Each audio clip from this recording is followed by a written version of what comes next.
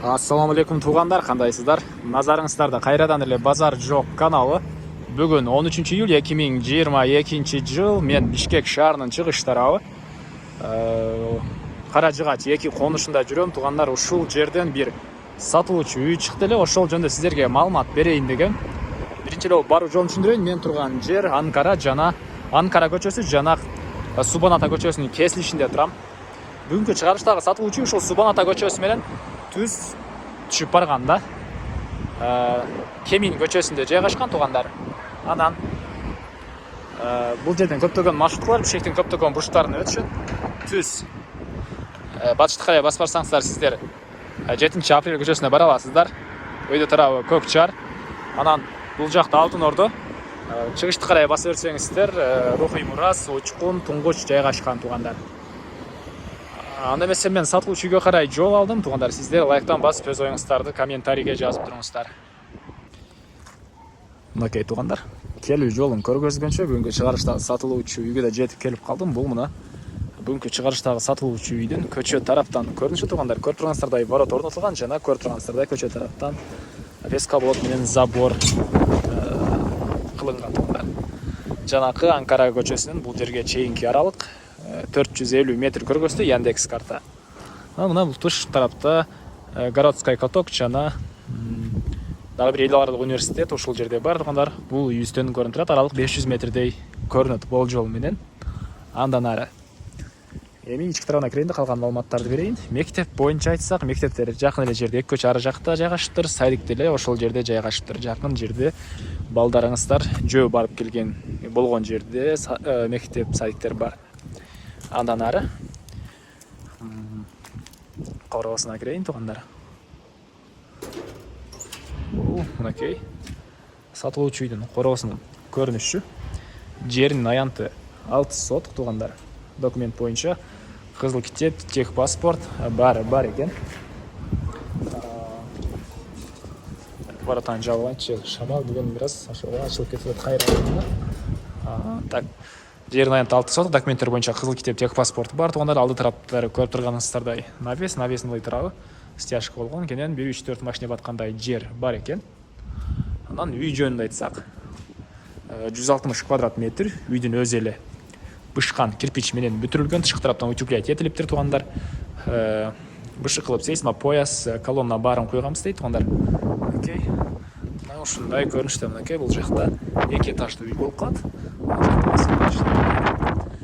Жалпы аянты 160 квадрат метр, жеринин аянты 6 соток. Суу, свет, природный газ, центральный канализация бар, отопление, котел менен иштейт. А котелубуз электр энергиясы жана көмүр, природный газ менен үйдө жылынат. Үй тышкы тараптан утеплять этилген, бышкан кызыл кирпич менен бүтүрүлгөн тугандар.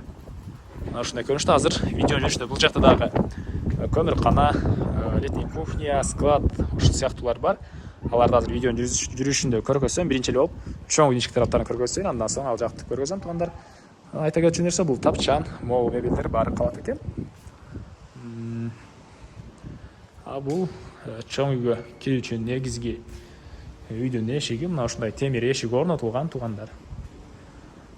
Окей, мына ушундай темир эшик орнотулган. Андан ары түз кирсек, андан ары түз эле кирсек, бул жакта перехожка тугандар. Потолок гипсокартон. Андан түзөсөк, бул жакта холл жайгашкан. Мынакей. Бул холлдон биз башка бөлмөлөргө өтүп кете алат экенбиз. Азыр сиздерге бир чекеден көргөзөйүн. Оң тарапка кирсек, бул жакта санузел. Окей, ар бир эмеси өз-өзүнчө орнотулган, өз-өзүнчө салынган. Душ өзүнчө бул жакта, туалет өзүнчө бул жакта, раковина бул жакка орнотулуптур. Жана кир жуугуч машина бул жакка коюлган тугандар. Түндүк тараптан терезе орнотулуп, ички тарабына отопление батареялары да орнотулган. Окей, бул жакта душ. Бул жакта туалет. Бул жакта кладовка бар экен, мындай. Андан ары кайра бул холлго чыгып, түз өтсөк, бул жакта кухня жайгашкан тугандар. Мынакей. Ички тараптан раковина орнотулуп, суу чыгарылыптыр. Бул жакта газовый плита, электроплита, плита орнотулган. Дуалдар обой, потолок гипсокартон. ушундай көрүнүштө кухня. Эми андан ары кайра колго чыгып оң тарапка бурулсак, бул жакта бир кладовка. Бул жакта анан ушул жерден сол тарапка карасак, бул жакта бир спальный бөлмө бар экен туугандар. Окей. Потолок гипсокартон, дуалдар обой. Батыш тараптан терезе орнотулуп турат, ар бир бөлмөдө отоплениянын батареялары бар, пол ламинат туугандар. Окей, мына ушундай көрүнүштө. Эми андан ары сиздерге залды көргөзөйүн. Холдон эми киргенде сол тарапка бурулсаңыздар, бул жакта мондай бир бөлмө бар. Бул жерге тепкичтер деле ушул бөлмөгө орнотулган. Окей. Анан ушул жерден түз өтсөк, бул жакта чоң зал туугандар. Окей. Потолок, натяжной потолок, дуалдар шпаклевка, пол ламинат. Түштүк тараптан терезелер орнотулган туугандар. Окей. Мына ушундай көрүнүштө. Андан ары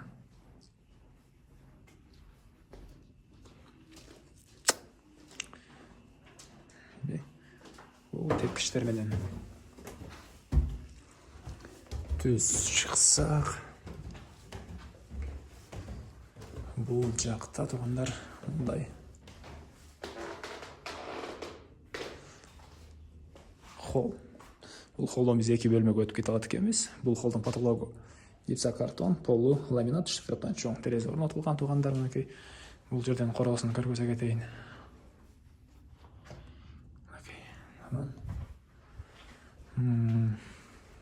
Ушул жерден оң тарапка кайрылсак, бир спальный бөлмө, бир детский бөлмө. Мынакей.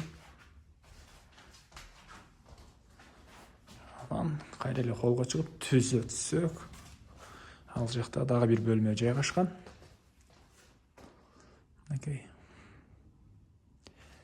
Эми короосуна чыгайын да туугандар, калган маалыматтарды берейин. Мен кайра үйдүн короосундамын туугандар. Эми бул үйдүн түндүк тарабы. Түндүк тарап дагы забор менен болгон аралык, ушунча аралык бар экен. Азыркы учурда гүлдөр эгилген учуру. Андан ары навестин түбүнөн түз түштүккө карай баса берсек, оң тарапта отоплениянын котелу жайгашкан бөлмө бар. Ал электр энергиясы көмүр жана газ менен үйдү жылытат. Эми андан ары түз чыксак, бул жакта жер жемиш экенге жер. Азыркы учурда ээлерин жакта слива, арча дарактары жана газон экен учур экен. Анын арттарына ушунча стяжка болгон жер бар. Бул жака эмне кылса болот? Машина коюп коесуздарбы же бир план менен куйган болуш керек бул стяжканы. Бул үйдүн түштүк тарабы туугандар. Батыш тараптагы чек ара менен болгон аралык ушунча 1 метрдей аралык бар экен. Эми бул жакты көргөзөйүн. Үйдүн түштүктөрүндө көмүркана туугандар. Анан бул жакта очоокана бар экен. Эки очоо бар, кирпич менен бүтүрүлгөн. Чоң жана орто очоо. Анан оң тарапка кирсеңиздер, бул жакта ушул даражага чейин бүткөн баня. Бул жакта летний кухня бар экен. Окей. Андан ары